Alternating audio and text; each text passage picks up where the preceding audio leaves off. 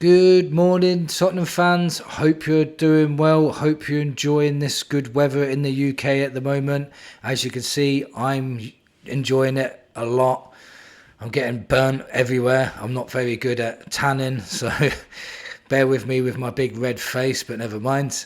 Today I watched an interview, Daniel Levy, Vinay, and it was a good interview. It's one of those interviews that, they say everything you want to hear, but now all we need you to do is back that up with doing the things that you say you're going to do.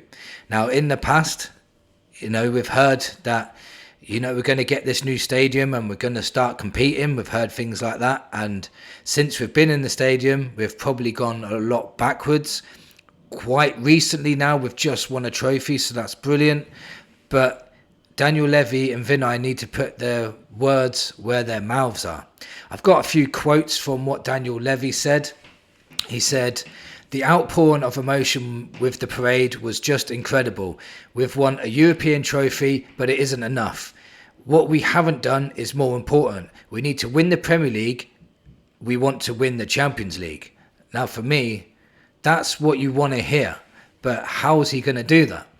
He also said, "We're very proud of the stadium, but we need to make sure we win on the pitch. There's no point having a wonderful stadium if you haven't got a wonderful team to match it." Yeah? So, what he said with Ange Postecoglou, he said, "I've got an excellent relationship with him. I told him you're always going to be a part of our history. He and his family are always welcome back. It was a collective decision. It wasn't my decision. Emotionally, it was very difficult, but we believe we've made the right decision for the club." Now, that's fair enough. If they think, it was a very hard decision to do. It wasn't just Daniel Levy. It was a collective decision. They all decided unanimously that Ange should go. I love Ange. I wish Ange could have had that third season. I really do. But if we go with Frank and the club do move forward and we do improve and we do start winning more trophies, then everyone's going to realise that that was the right decision. If we start off really poorly, Frank does badly, the fans turn on the manager again, and it all goes backwards again, then we're going to say that we made the wrong decision. So let's just hope we start off really well. Does Daniel Levy really mean what he's saying? It seems as though the appointment of Vinay and the sacking of others, like for example Donna Cullen, Scott Munn, Ange Postecoglou and various coaching staff and other board staff as well, is telling me that the club want to go in a different direction, which is what we've been asking for. Are these just words from Levy? Does anyone believe him? Now, these are not only words, these are big words. Win the Premier League and win the Champions League. I'm all up for buying young talent, developing them into stars. I'm all for finding unknown talents around the world for a bargain price. It does work. But on top of that, we also need to buy at least one or two top quality players every summer if you're aiming to win the Champions League and the Premier League. These are two of the toughest competitions to win in world football. So just trying to bring in 19-year-olds and hope that they develop into world-class players every summer will not work. Will not get you to that level anyway. It may do if you get really, really lucky, but you do need to bring in top-class players now. So we do 2 out of 3 of those things. We do bring in young quality talent. We do scout the world for the top talent of the world. We do buy young players and develop them into better players. Look at Bergvall last season. He came in unknown, 10 million from Sweden, and then towards the end of the season was one of our best players. So it does work, but it doesn't work all the time. And if you want to give yourself a better chance, you do need to get those top level players. So how do we attract the top level players? Well, we have the stadium, we have the training facilities, we are a global brand. We do have some very good players in the squad, but we do not pay the wages. To gain these top talented players, to attract them. We are at a disadvantage when it comes to negotiations against other big clubs. We are currently Europa League champions too, which means we haven't got that "you don't win trophies" burden on us anymore. So when a player comes to the club, we're not a laughing stock where, if you leave, you win a trophy. If you stay, you don't. We haven't got that anymore. We need to start winning more as well. So Vinay Venkansham also commented in this interview. He said, he insisted he wouldn't have joined Spurs if he didn't think there wasn't another level this football could get to.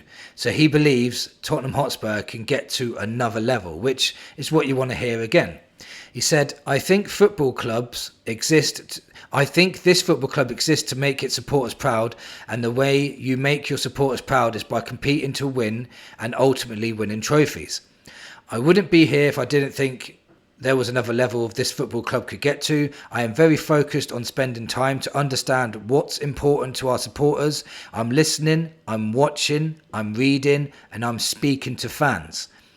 I've got meetings with Tottenham Supporters Trust and the Fan Advisory Board coming up. So you can see Vinay is really working hard to try and understand this club, to try and understand what we are doing right and what we need to improve on. He even said those words too. So he's doing all the right things. He's already making statements. He's already speaking to the fans. He's already doing interviews. He's an open book. He will bring something different to the way we do things now, which is brilliant to see. And I am quite excited by it because he is quite transparent. He will tell you what's going on. He will tell you the aims of this club. And by the looks of it, the aims of this club is to try and win the Premier League and the Champions League. He said he's listening to us, so he will know these things. We want top players. We want entertaining football, but we also want to be strong defensively. We want trophies. We want to be challenging for titles. He said he can take this club up to another level. Well, I'm all for that, but we do need to start seeing actions. It's all good having all these words, and they are saying all the right things. We can't protest and say we want change, and when they do start making changes, we complain again. We need to just let this play out. See what they are going to change. If it's just words again, then yes, go back to your protesting. But they are making massive changes behind the scenes. You can see it a mile off. They're more open and talking about what they want to do and what they're aiming to do. They've quickly snapped up Matisse Tell, and that was because of Thomas Frank. They've brought in Thomas Frank, obviously, and Thomas Frank was their number one choice as well, which is also great because there was a 30-man list and Thomas Frank was at the top of it. And Thomas Frank has got the job. They had 10 attributes that they wanted from a manager. It was pretty intense what they were doing to find the right person. I don't know what these 10 attributes are. I need to find it. If you know it, let me know in the comments. But he needed to pass these 10 attributes. They said he's a very clever man. He's very, very good tactician. He's someone that could take us up that other level. So they've really working hard to try and push us in the right direction. This is what I'm seeing anyway at the moment. If it all goes tits up and they start not sticking to their word, then obviously, it's all lies again, but we can't call it lies unless it becomes a lie. At the moment, they are really looks like they're really pushing to try and get this club. And it's quite exciting, really. Thomas Frank is known to improve young talent as well. Like, he's got track records of improving so many players. When he was at Brentford, he had the second lowest wage bill. And he was signing players like Mbeumo for 5 million. No one ever heard of him. 5 million. Now he's going to be sold probably for about 60 to 70 million. He brought in Ivan Toney for 5 million. He left for 40 million. Ollie Watkins is another one. Ben Rama is another one. Nathan Collins now is being touted. People want to sign that guy as centre-back for Brentford. The list is massive. It goes on and on and on. He's had such a small budget to work with, but he's got his teams playing at a very high level, beating teams like Manchester City, finishing 9th in the league. What can he do with a structure like Spurs, where you've got some really high, top talented youngsters there, mixed in with some other quality players like James Maddison, Bentancur, Romero, Van der Ven, Vicario, Solanke, all mixed in with them, Sonny. What can he do with these youngsters? Bring them through. Make some top signings. If you want to win the Premier League and you want to win the Champions League, I know obviously we're not going to do it next season, but if that's your aim at the end of this plan or this project that you want, then we're going to have to stick with a manager this time. We can't just get a manager every 2 years and then call it a rebuild and then say, oh, this is why we didn't win a trophy because he wasn't good enough, and then change the manager and then 2 years time rinse and repeat. We've got to stay by this guy. If he stayed at Brentford for as long as he did, kept him in the Premier League that whole time, not only kept him in the Premier League but kept him in the top half, if he can continuously compete with Spurs and he keeps getting backed by the board and these young players do develop into top class players, then we have got a chance of competing at the highest level. We have. Everything's there. The foundation is there. Ange has built a brilliant foundation for the last 2 years he's been here.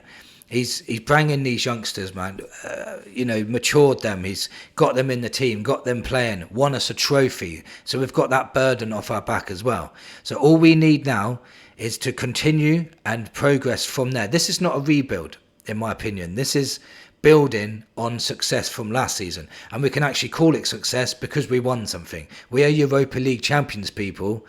We can stick our chests out and say we are Tottenham Hotspur and we are aiming for the top again. I really hope these are not just words. I really hope this is all put into practice, and I really hope they do really want to win as much as us fans do. If they do, and they do build on this, and we do go and start challenging for trophies and everything, there will be no more protests. People will be happy, and if we do win a major trophy like a Premier League or a Champions League, can you imagine the parade then? It could probably be even bigger than the one we just had. It'd probably be about 500,000 people there or something. If we won a Champions League, it would be massive for this club. Let me know in the comments what you think. Do you think things will change? Do you think these are just words? Thank you for watching, and come on you Spurs.